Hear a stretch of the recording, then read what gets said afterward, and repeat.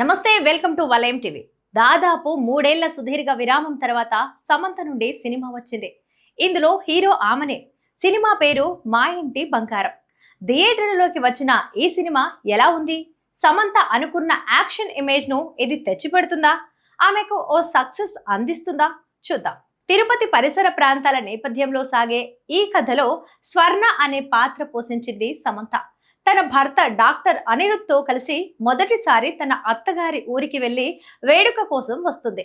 అనిరుద్ తండ్రికి ఇష్టం లేకుండా వీరిద్దరూ పెళ్లి చేసుకోవటం వల్ల స్వర్ణకు ఆ ఇంట్లో అడుగు పెట్టడం అదే మొదటిసారి. ఆ కొత్త వాతావరణానికి అలవాటు పడుతున్న సమయంలో ఎవరో తనను గమనిస్తున్నట్లు ఆమెకు అనుమానం వస్తుంది. కొందరు వ్యక్తులు తన కోసం వెతుకుతున్నారని స్వర్ణకు త్వరగానే అర్థమవుతుంది.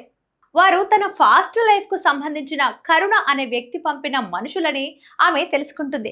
ఈ కరుణ పాత్రను గుల్హన్ దేవయ్య పోషించాడు. ఒకప్పుడు తన గురువుగా ఉన్న కరుణ అసలు నిజం తెలిసి అతని నుండి తప్పించుకొని పేరు మార్చుకొని అనిరుద్తో కొత్త జీవితాన్ని ప్రారంభిస్తుంది స్వర్ణ.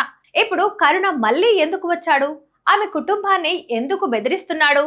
తన కొత్త జీవితాన్ని కాపాడుకోవటానికి స్వర్ణ ఎంతవరకు వెళ్ళింది అనేది మిగతా కథ.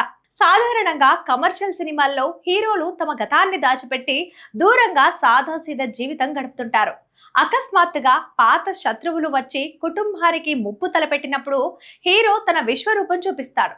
ఈ సుపరిచితమైన భాష లేదా సమరసింహారెడ్డి లాంటి మాస్ టెంప్లెట్ ను ఒక హీరోయిన్ చుట్టూ తిప్పటమే ఈ సినిమా ప్రత్యేకత.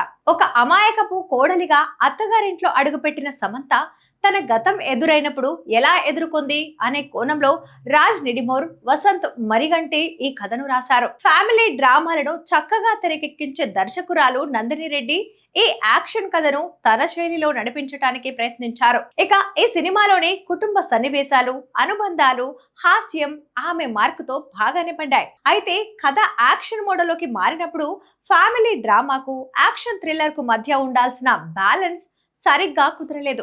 ఫస్ట్ హాఫ్ లో సమంత స్నేహితురాలి పాత్ర ద్వారా వచ్చే సిచ్యువేషన్ లో కామెడీ, చంటబ్బాయి సినిమాకు సంబంధించిన కొన్ని ఫన్నీ రిఫరెన్స్లు ప్రేక్షకులను అలరిస్తాయి. కథాంశం బాగున్నప్పటికీ స్క్రీన్ ప్లేలో ఎలాంటి ఆశ్చర్యకరమైన మలుపులు లేకపోవటం వల్ల సినిమా చాలా వరకు ఊహాజనితంగా సాగుతుంది. సమంత తన పాత జీవితాన్ని వదిలేసి రావటానికి గల కారణాలు అంత బలంగా అనిపించవు.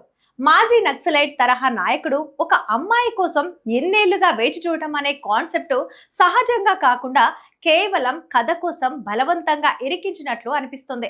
ఆడపిల్లలందరూ మహాలక్ష్మి లాగానే ఉండాల్సిన అవసరం లేదు. అవసరమైతే ఖాళీగా మాతలా మారాలనే సందేశం బాగున్నా కథనం నెమ్మదించటం వల్ల సెకండ్ హాఫ్ సాగతీసినట్లుగా అనిపిస్తోంది. నటన పరంగా చూస్తే ఇది పూర్తిగా సమంత వన్ మ్యాన్ షో అని చెప్పవచ్చు.